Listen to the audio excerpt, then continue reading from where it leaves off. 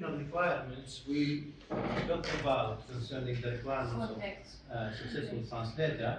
Additional requirements will be needed in terms of audiovisual translation regarding those related to subtitling and dubbing methods and techniques. Yeah. So, theoretical awareness, audiovisual translators must know major translation approaches. For example, NIDA, denoted domestication, vernalization, race and vernier scopus, Newmark, who talked about semantic and communicative pattern and system, politeness, interpersonal meaning, and translator must be aware to these Exactly, he is going to make use of all these theories when he translate audiovisual translation or perform audiovisual translation. Sometimes he needs to use different procedures from different theories. Yes, on this basis, I can say that this is a technique rather than a model to be adopted, because we don't have certain rules to be tackled by the translator in his way of translation.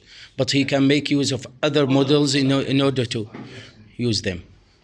Now, in audiovisual, communicative effectiveness is more important than strict semantic or literal accuracy, because literal translations often lead to unnatural or non-communicative results.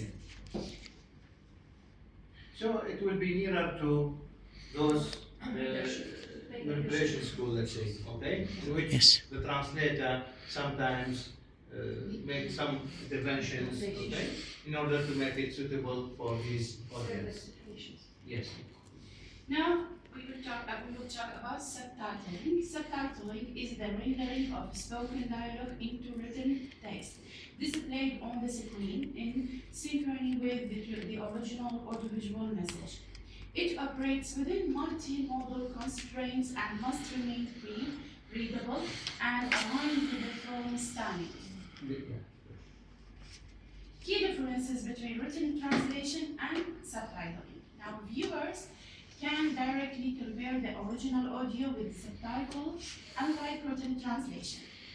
Number two, subtitlers can't use footnotes or long explanations because of time and space limits. Yes, please, but they can add something between parentheses or inverted commas in order to say that is. Subtitling. Yes. Usually they tend to use the minimum characters due to the limitation of space and time, as you already said. So, Doctor, please don't you think that we can use the couplet strategies proposed by Newmark in order to solve some critical or? Yeah. It is rarely used in this. I have noticed that in most cases they tend to use emotion, okay, instead of other expansion techniques, or whether adding notes or using couplet strategies. These are rarely used in. So here we didn't have a mediation between SL and TL orientation. Also, subtitling transfers spoken language into written text, not written to written. Yeah. And also, long utterances must become context. So mostly, they are mostly context. To fit screen and time limitations. The problem is that we are dealing with time limitations, and we cannot extend any dialogue, okay? Simply because we have another utterance which also needs rendition. Yeah. Especially when we have live episodes. Yeah, exactly. Types of subtitling. We have linguistic types: intralingual subtitling and interlingual subtitling. Intralingual subtitling, which concerns about the same language used for the deaf and hard of hearing, as my prof said. Interlingual subtitling between two different languages involves presenting written text on the screen that and in fact, not only for them, and sometimes the same language is subtitled into the same language simply because it is a dialect.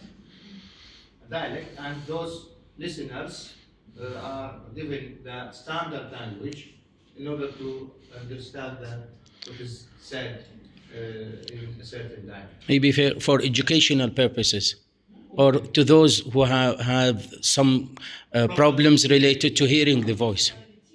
What about the sometimes like body language or gestures inside the film itself without translation? Under which domain do these things? Some animation films I saw this like they did it in between parentheses, like Yeah. he smiles. Smiles. Sometimes, yeah. Or sometimes they Yeah. What was it, the main move his focus? head or his hand from different Music, And sometimes even the sound is yes, translated into music, a band. clapping, Clapping, yeah. yes. Yes, very much.